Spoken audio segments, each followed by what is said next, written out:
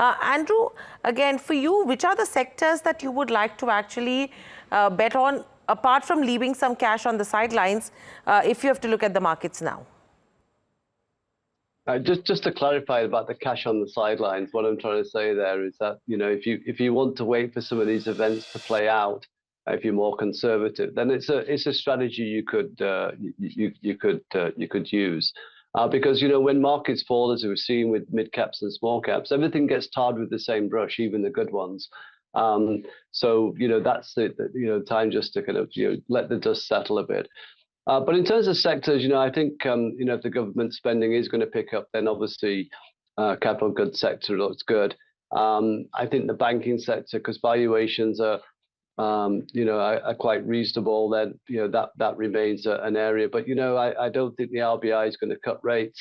I think it's going to be well into 2025 now, which would be means that NIMs will remain under pressure for the banking sector, and regulations seem to be getting tighter. So I'm not so. I think the banks versus NBFCs. I'd probably have banks at this point.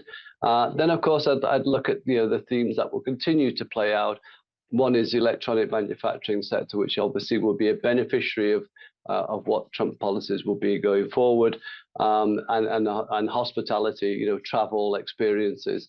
You know, I was keen to hear what the Indian hotels management was saying. It's you know, and if you speak to anybody, you know, hotels are just booked between now and February for the the end of March, actually, for the wedding season. So, you know, I think that sector continues to do well, and premiumization in terms of the drink sector, both non-alcoholic and alcoholic. So those are the themes I like, and I think I'll continue to invest in.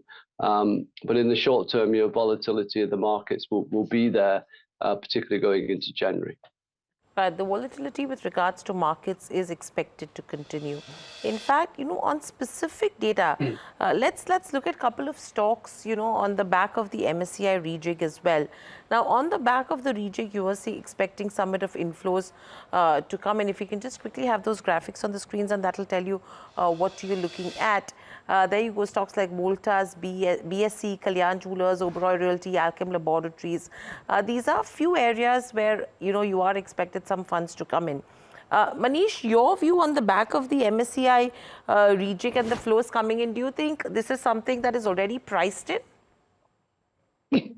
Yeah, I mean, generally it happens that whenever the announcement comes and the day on which it becomes effective, there's already a pricing that, you know, that is already effective that you see on the screen. But some of the consumer discretionary names look quite vulnerable after the effect of MSCI pricing does happen, because see, consumption is really stressed today. You know, the household leverage, which really built up during the COVID times, thanks to government increase in fiscal deficit.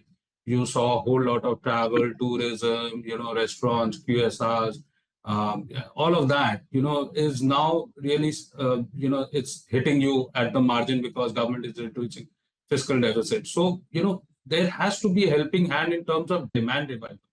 So some of the consumer names do look very, very vulnerable, and more so on the consumer discretionary side of things, you know, and some of the valuations do look pretty exorbitant, even after the correction that you have seen. So, you know, it's a wait and watch mode. Mid-term to long-term trajectory on some of the consumer discretionary names look perfectly fine. But if you are buying into things which is 3 PEG or more, I don't think there's too much of capital to be made buying at these valuations. Let the earnings revive, because if there's an earnings slowdown on the consumption side of things, and things do happen and come in late, you know, these will have a repercussion on the consumer names, whether it be automobiles, whether it be white goods, or any of that. So I think discretionary consumption looks stressed at the moment.